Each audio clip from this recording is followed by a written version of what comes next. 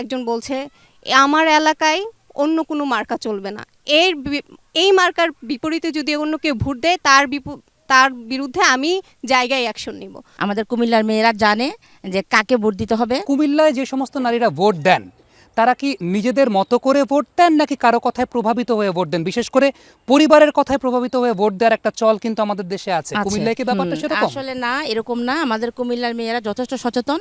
আমাদের কুমিল্লার মেয়েরা জানে যে কাকে ভোট দিতে হবে, আর ওরা আসলে চায় কুমিল্লাটাকে অনেক সুন্দরভাবে দেখতে। ওইভাবেই ওরা ভোট দেওয়ার চেষ্টা করে যে আমি কাকে ভোট দিলে আমার কুমিল্লাটা অনেক সুন্দর থাকবে, আমি নিরাপদ থাকবো, আমার মেয়েরা নিরাপদ থাকবে। আপনার কাছে আবারও আমি আসবো, তার আগে বর্তমান সময়ে রাজনীতির সঙ্গে যুক্ত একজনের সঙ্গে একটু কথা বলতে চাই।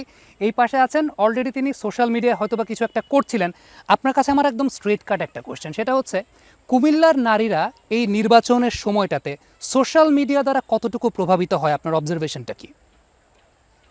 এখন আসলে শুধু নারীরা না, সবাই সোশ্যাল মিডিয়া দ্বারা প্রভাবিত হয়। এখন আমরা আসলে ফোনের মাধ্যমেই দেখতে পাচ্ছি কে আমাদেরকে হুমকি দিচ্ছে, কে বলছে যে এই মার্কা ছাড়া এই এলাকায় কোনো কিছু চলবে না, ওই মার্কা ছাড়া ওই এলাকায় কোনো কিছু চলবে না।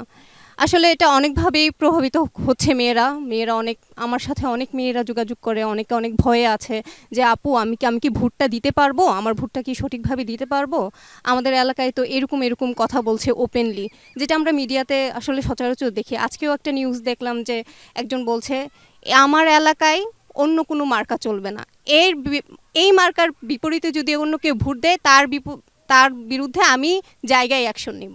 যখন এরকম কথাগুলো আসলে সরাসরি বলা হচ্ছে সোশ্যাল মিডিয়ায়, এগুলা ট্রেন্ডিংয়ে আছে, চলছে, দেখছে, আসলে মেয়েরা অনেক ভীত। আমি আসলে মানে ওরকমভাবে কথা বলবো না, যে যেটা সত্য, যেটা হচ্ছে আমার সাথে মেয়েরা যেভাবে যোগাযোগ করছে সেই কথাই বললাম।